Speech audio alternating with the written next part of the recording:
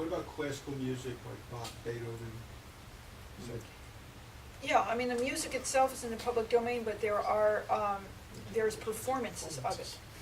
And there are rights that the performers have Okay. in that, or and there may be new compositions that are, new arrangements, I'm sorry, that are created of it. And those may, somebody may be holding a lively right in that, so.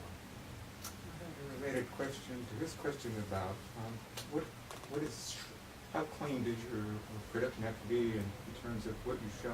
I've heard that you can show a Coke can. It's not integral to the story. It's not, oh, I'm going to go get this can of Coke, but he's just drinking it, or he's just reading the Wall Street Journal or something. You can show that, and you don't. Probably not. I mean, you know, it really just depends. Like you know, he was saying, it's are you dealing with a 50-pound gorilla that, or 500-pound gorilla that does or doesn't want this to happen.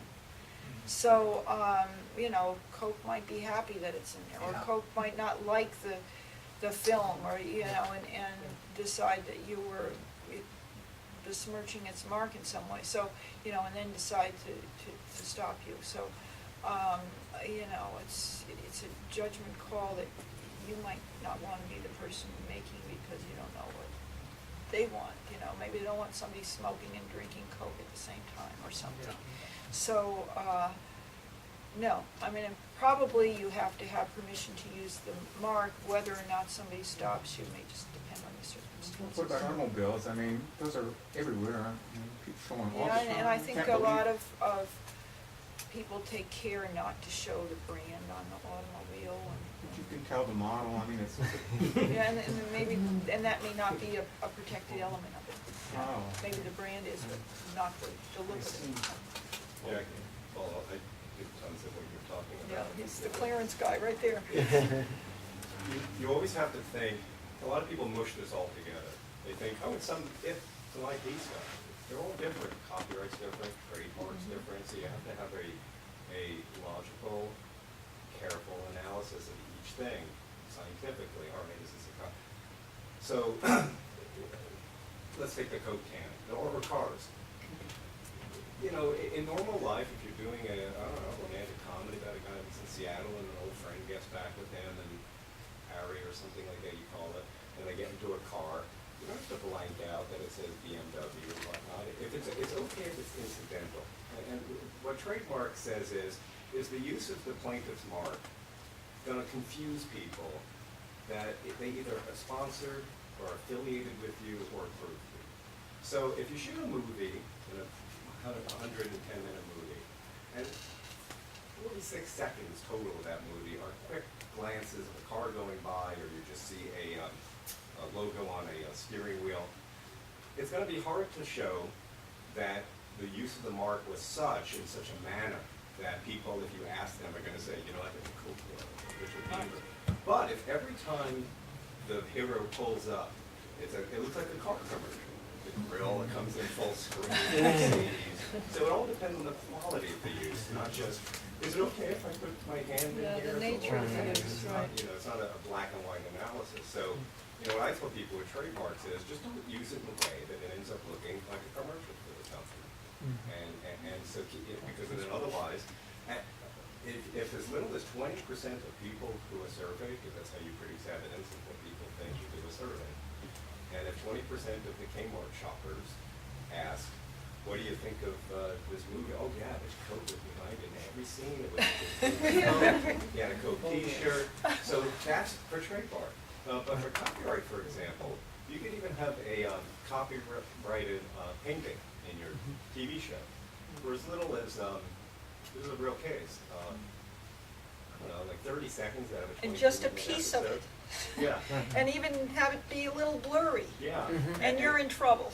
Yeah, there was a TV show in the 90s that had that litigation that went up, I Yeah. think, the Second Circuit. Yeah. And the idea is, well, look, you had a painting and it blew away a lot of the production people I work with. They go, what do you mean? I go, yeah, if you have it in the scene and it keeps getting shown from a copyright point of view, even though it was only about 30 seconds, you were still copying Yeah, it doesn't matter the nature of use of the Public trademark is about using something in a commercial way to promote something. Copyright is just about who has the right to copy it. So if something is protected by copyright, it's telling you, you can't copy it, period. Without If something's permission. protected by That's two different trademark, things, right? you Copyright and can, then, yes. trademark.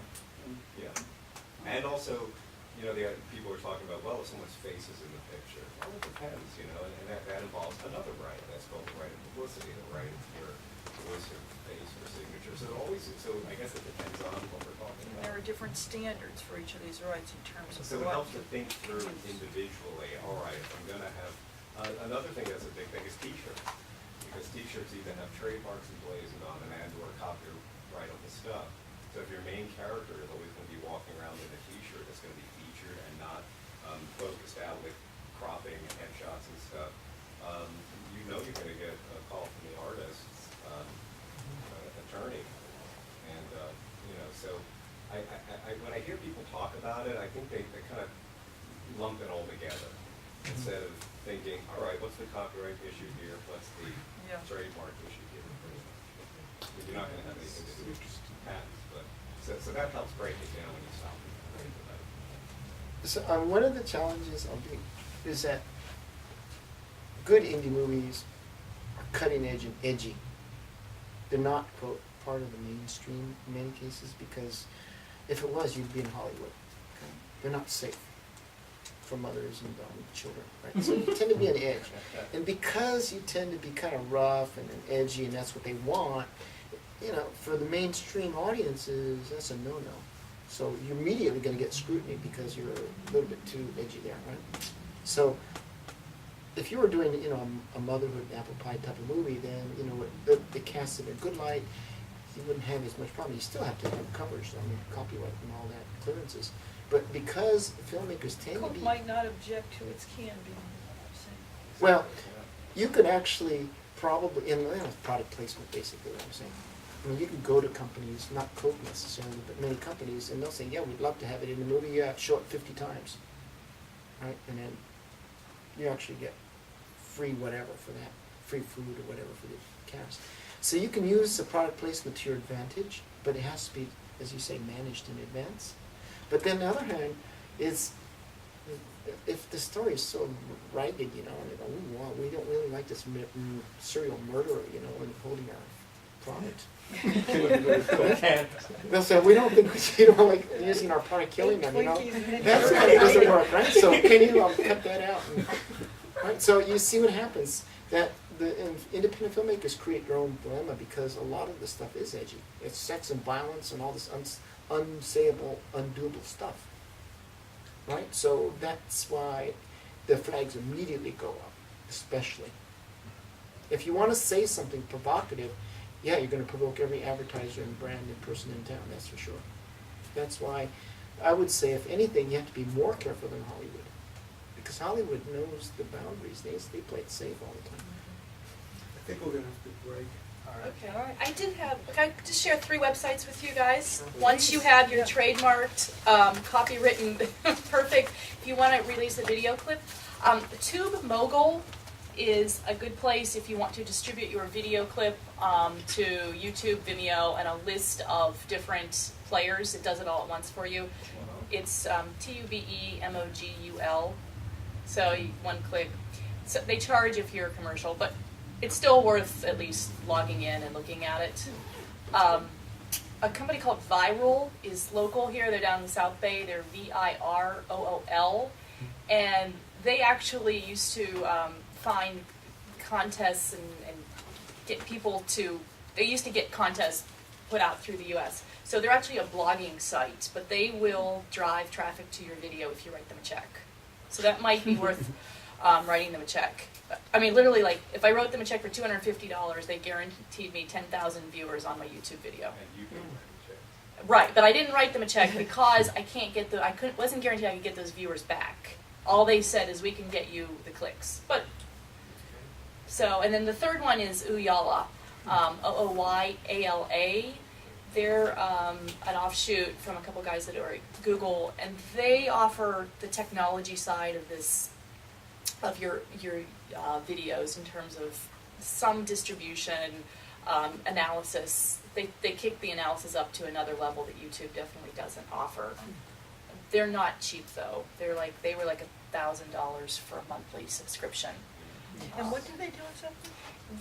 They're it looks like mostly what they provide is analytics behind the scenes. I see. But they're an up and coming technology company that is embedding technology behind your videos. So they're OOYALA. So there's 3. Well, I'd like to thank the panelists. This has certainly been informative for me. Thank you, Roger. Thanks again to SCORE for hosting.